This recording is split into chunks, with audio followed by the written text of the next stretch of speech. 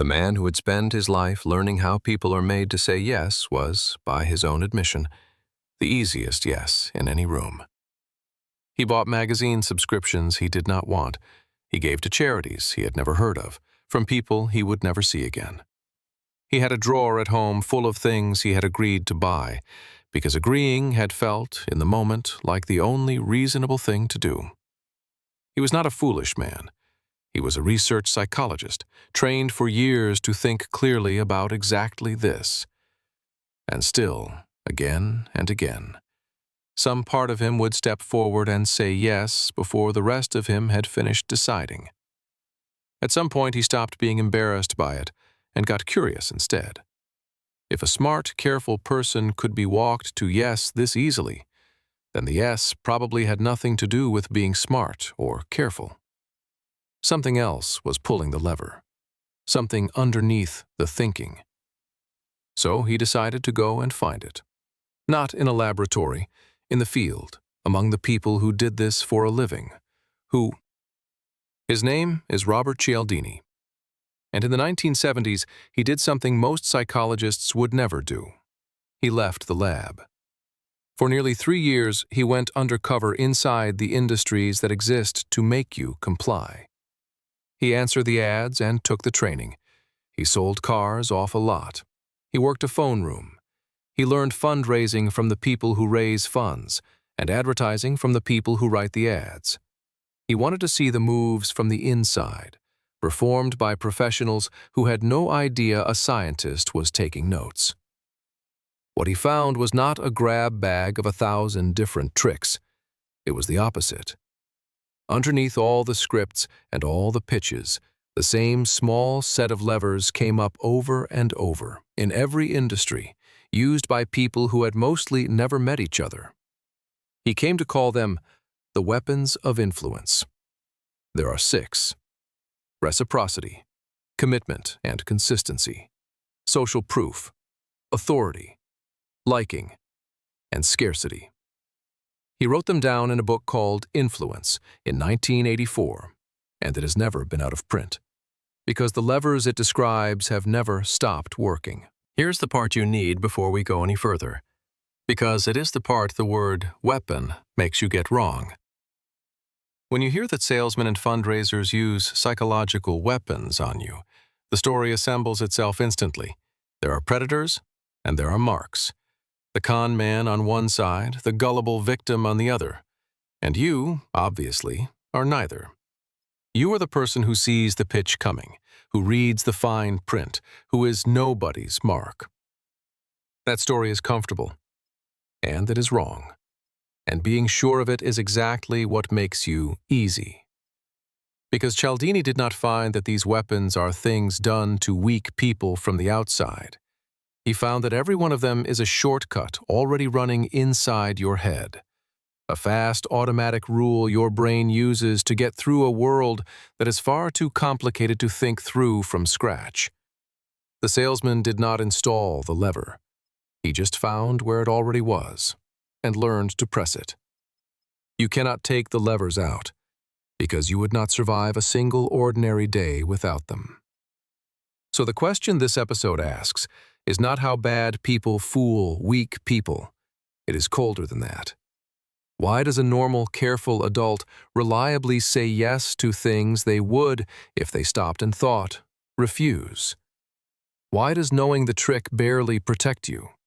And what does it mean that the same 6 levers a car dealer uses to move you off a lot are the ones that, run without a break, moved ordinary people into a Yale laboratory and a jungle in Guyana? 6 weapons. 3 years undercover. And Cialdini found exactly one defense. Not a way to switch the weapons off. You cannot do that. A single question you can learn to ask. We will get to it. But you will not understand why it is the only defense that works until you have seen what it is defending against.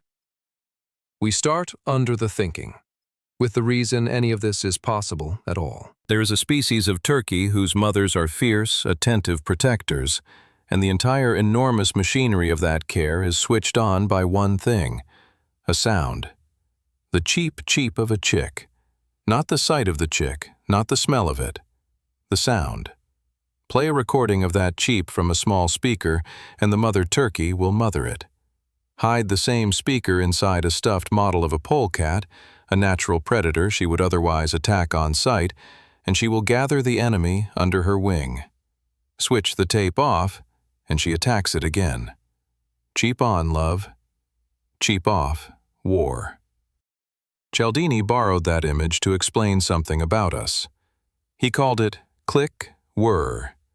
Click, the right trigger appears. Whirr, a whole sequence of behavior plays out automatically, as if a tape had started.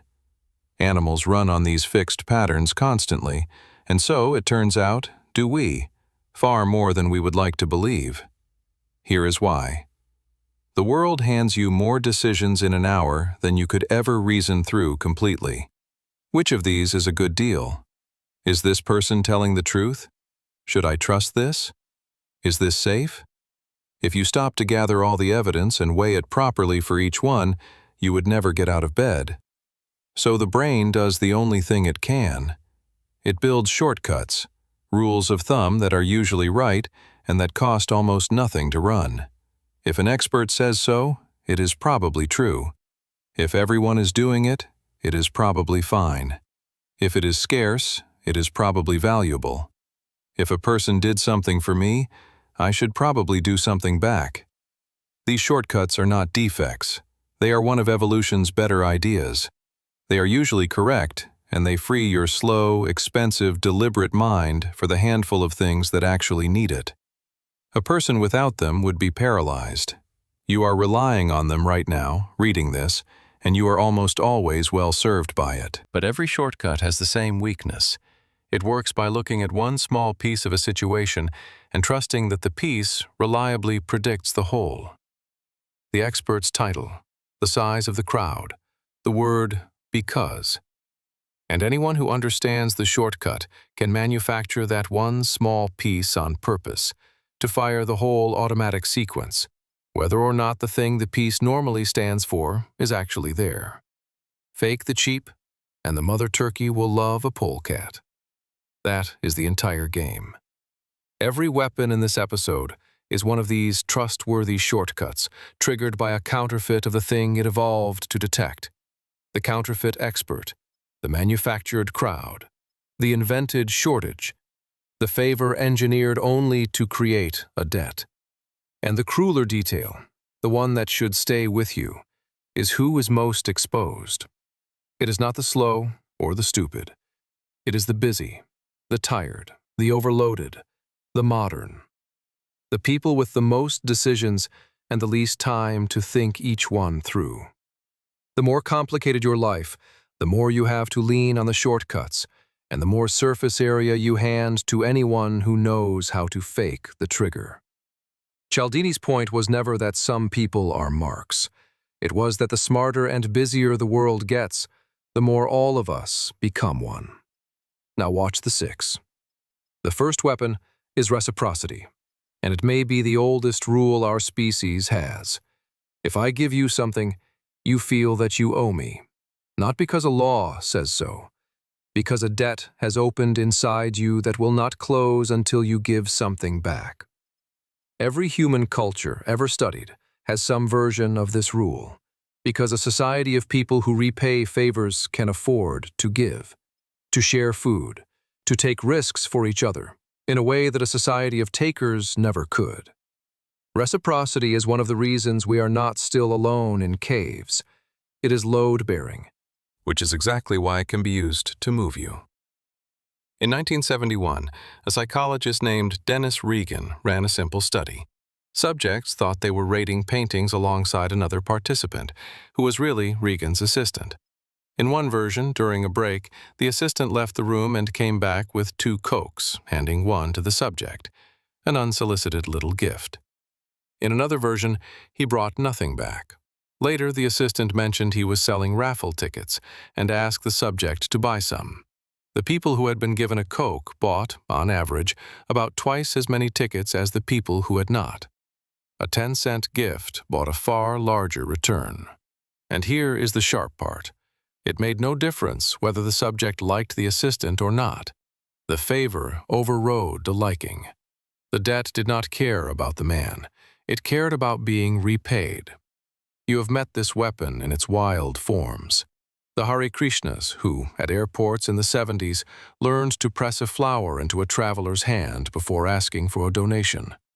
A gift you did not want and often could not give back, which is precisely why it worked. You could not return the flower, so you paid to discharge the debt another way. The free sample that is not generosity but an opening move. The address labels a charity mails you unasked. Even the negotiator's trick of asking for something outrageous, being refused, and then retreating to a smaller request, because his retreat feels like a concession, and a concession has to be repaid too, this time with a concession of your own, your yes. The second weapon is commitment and consistency, and we have watched it do terrible work on this channel before. Human beings have a deep drive to behave in ways that match what we have already said and done. Once you take a stand, especially out loud, especially in writing, especially in front of other people, a pressure builds to keep acting in line with it. Because to reverse now would be to admit you were wrong, and the mind hates that more than almost anything. Consistency is mostly a virtue. It is how you keep promises, how you become a person others can rely on. But it means that whoever gets you to take one small step has quietly bought a claim on your next one. In 1966, two psychologists, Jonathan Friedman and Scott Fraser, showed how cheap that first step can be. They went door to door in a California neighborhood and asked homeowners to allow a large, ugly public service sign reading, "Drive carefully," to be installed on their front lawns. Almost everyone refused. Only about 1 in 6 agreed. But there was another group who had been approached 2 weeks earlier with a tiny request: to display a small 3-inch sign about safe driving in a window. Almost all of them had said yes to that. It cost nothing. And when those sane people were later asked about the big, ugly lawn sign, more than 70% agreed. The small yes had rewritten how they saw themselves, as the kind of person who supports this cause, and the large yes simply followed from the new self-image. That is the whole engine behind the last time you watched this happen at scale. In the People's Temple, the requests began small: a little time, a little money. And each yes made the next, larger yes feel less like a leap and more like just being consistent with who you had already become. First the window sign, eventually the lawn, eventually everything. The trick, as we said then, is never the final request. It is the order of the requests. The third weapon is social proof, and it answers a question you ask yourself hundreds of times a day without noticing. What should I do here? The shortcut says, look at what everyone else is doing and do that. It is usually brilliant. The crowd is a vast, free database of tested behavior. If everyone is avoiding a certain street, there is probably a reason. If a restaurant is packed and the one beside it is empty, you have learned something without tasting a thing. The science under it is old and unsettling. In the 1950s, Solomon Asch sat people at a table and asked them to judge which of 3 lines matched a reference line. A task so easy that alone people got it right virtually every time. But he seated the table with actors who, on certain rounds, confidently gave the same wrong answer out loud before the real subject's turn. And a large share of people, hearing everyone around them agree on something their own eyes could see was false, went along with it at least once. They doubted the lines before they doubted the room. Now, weaponize it. That is what canned laughter is, a track of strangers laughing, added to a comedy because the makers know an audience that hears laughter will laugh more and rate the show funnier, even while telling you they find the fake laughter irritating. It works anyway. It is the bartender salting a tip jar with a few of his own bills, so it looks like tipping is what people do here. It is the line manufactured outside the club, so the club looks worth a line. It is every best-selling, every most popular, every join 4 million users. None of it argues that the thing is good. It just shows you a crowd and lets the shortcut finish the sentence. And social proof has a specific failure mode that makes it the most dangerous of the 6 in a crisis. It is strongest exactly when you are uncertain and when the people around you are similar to you. In an ambiguous emergency, everyone looks to everyone else to work out whether it is really an emergency. And because everyone is holding still and looking calm while they check the room, each person reads everyone else's frozen face as evidence that nothing is wrong. The crowd talks itself out of acting, one calm face at a time. Now put that crowd in a jungle compound, where the only people to check against are other members of the same church, all watching each other for the cue, and you understand something about how 900 people held still. The 4th weapon is authority, and this channel began with it. The shortcut is simple. When a legitimate expert speaks, defer, and most of the time you should. You cannot personally verify medicine and engineering and law, so you trust the credential and get on with your life. But the shortcut does not actually check for expertise. It checks for the symbols of it, the title, the uniform, the white coat, the confident voice. And symbols can be worn by anyone. You already know how far that goes, because you watched it in our first episode. Stanley Milgram put ordinary people in front of a machine and a man in a lab coat. And the man in the coat calmly instructed them to deliver what they believed were escalating dangerous electric shocks to a stranger.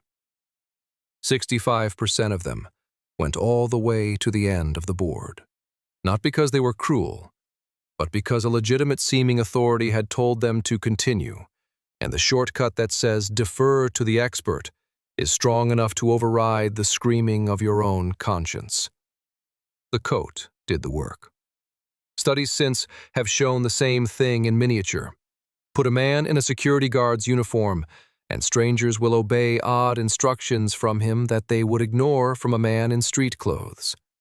Not the person, the costume. The 5th weapon is the gentlest one, and maybe the hardest to see, because it never feels like a weapon at all.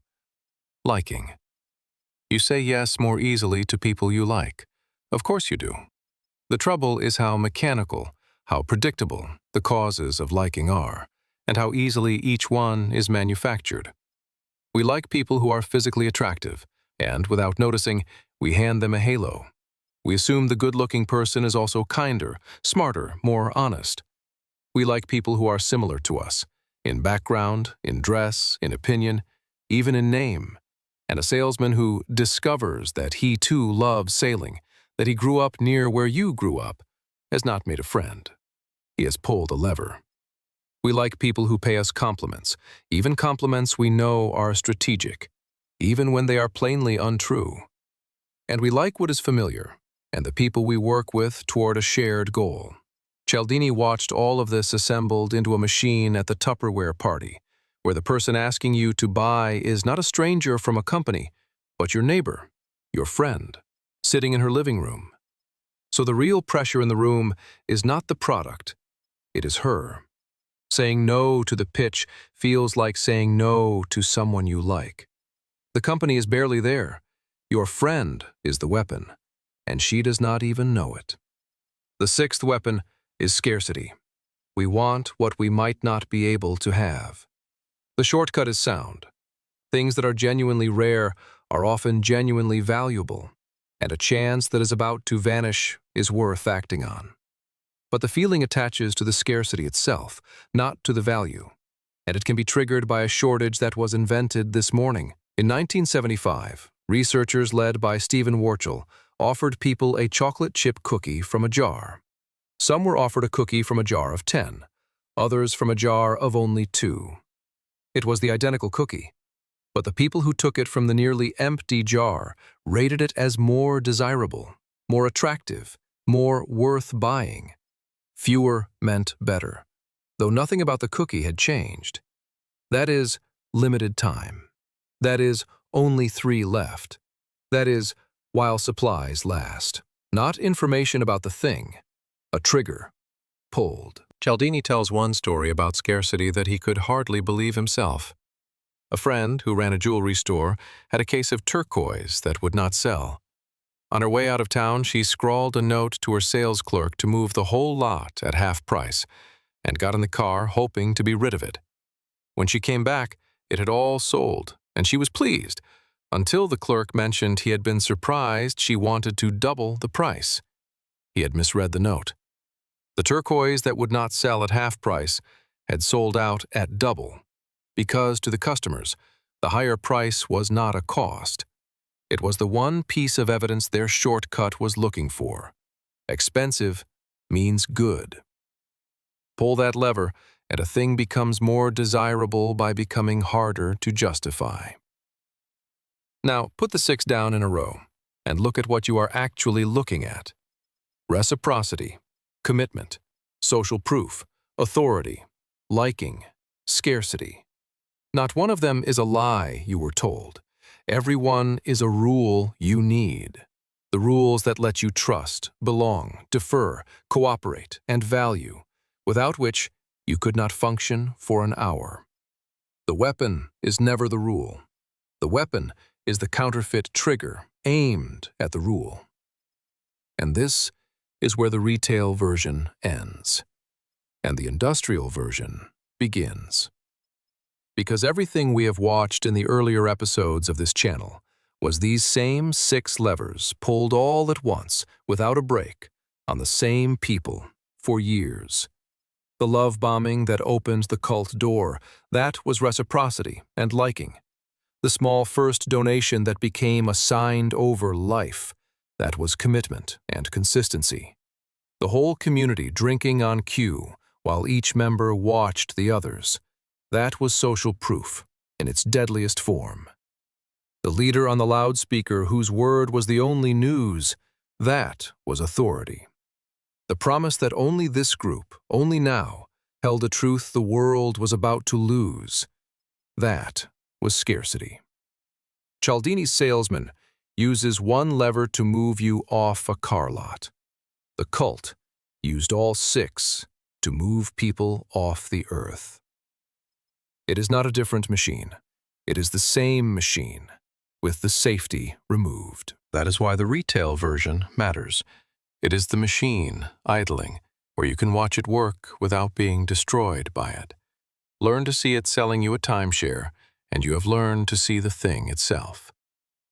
So we come back to the defense, the one thing Cialdini found that actually works, and it disappoints everyone who hears it, because it is not a shield. There is no shield. You cannot delete the shortcuts. They are the operating system, not an app. You will keep responding to gifts, to crowds, to experts, to people you like, to what is scarce, because a mind that stops doing those things would not be wiser. It would be broken. The defense is smaller and stranger than a shield. It is a single question, asked at the moment the feeling spikes. Not, is this thing good, but, is this trigger real? When the urgency arrives, the debt, the crowd, the coat, the shortage, Cialdini's rule is to treat the feeling itself as the signal, and ask whether the shortcut is responding to something genuine or to something built to exploit it. Is this favor a real kindness or an opening move? Is this expert really an expert or a costume? Is this scarce because it is valuable or valuable because someone told me it is scarce? The moment you catch a trigger being counterfeited, the spell does not break because you are strong. It breaks because you have stopped treating the person pulling the lever as a partner in a fair exchange, and started treating them as what they are, someone exploiting a rule you need in order to be human at all. And to that, you are allowed to say no. Which brings us back, at the end, to the villain we started with. We wanted it to be the salesman, the con man, someone conveniently unlike us, so the danger would be out there, in bad people, and not in here. But walk back through the machine and notice what it never needed. It did not need a genius or a monster or a victim who was weak or stupid. It needed only the ordinary shortcuts every working mind has to run, and someone who had learned where they were. The salesman is not the landlord of that power. He is a tenant. The landlord is the efficiency of your own brain, the same efficiency that lets you trust a doctor, follow a crowd out of a burning building, repay a kindness, and keep your word. You cannot evict it. You would not want to. It is most of what lets you live among other people at all. Robert Cialdini spent 3 years undercover looking for the trick, and in the end, there was no trick. There were only 6 good rules, and the people who had learned to whisper the right word to each of them. Click. And then, before you have decided anything, whirr.